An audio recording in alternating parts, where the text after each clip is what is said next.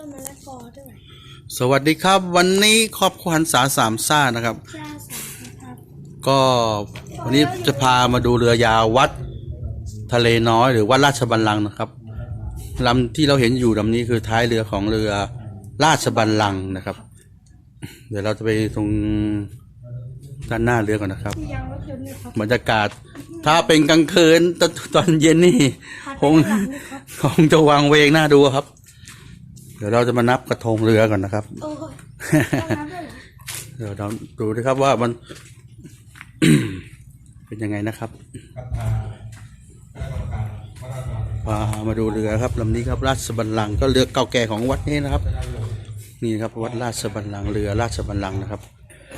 เราจะนับกระทงเรือกันนะครับอันนี้คู่หน้าเรือนะครับ1นะครับพอดี10 กว่าครับคู่หน้า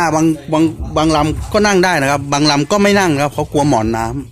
ำ1นะครับ1 2 3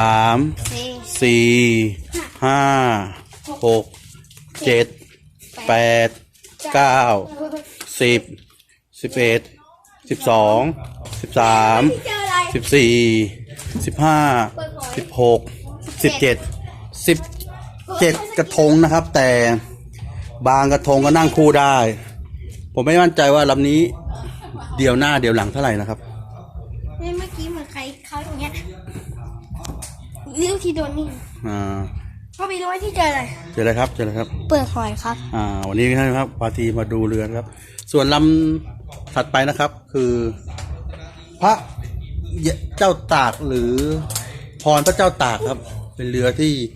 พระเจ้าตากใช้ในการลบอันนี้เป็นเรือใหม่นะครับผมพรพระเจ้าตากเป็นเรือ30นะครับนี่ก็เป็นเรือราชบัลลังก์นะครับดูท้องเรือกันนะครับท้องเรือก็ไม่ลึกเท่าไหร่นะครับผมว่าท้องเรือก็ไม่ลึกเท่าไหร่น่าจะนั่งเดี่ยว1 2มีหวาย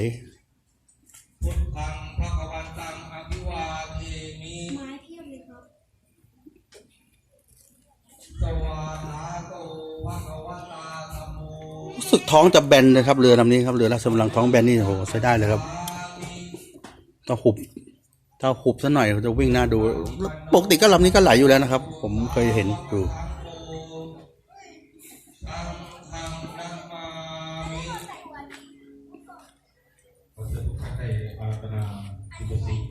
อยู่ใต้ท้องเรืออีกหน่อยครับผมเนื้อไม้ก็ยังดีนะครับเนื้อไม้ก็ไม่หนาเท่าไหร่นะครับสภาพโอเคเลยนะครับตอนนี้ราชบัลลังก์โอเคครับผมสวัสดีนะครับขอบคุณครับอย่าลืมกดไลค์กดซับสไครต์และอย่าลืมแชร์ให้คนด้วยนะครับ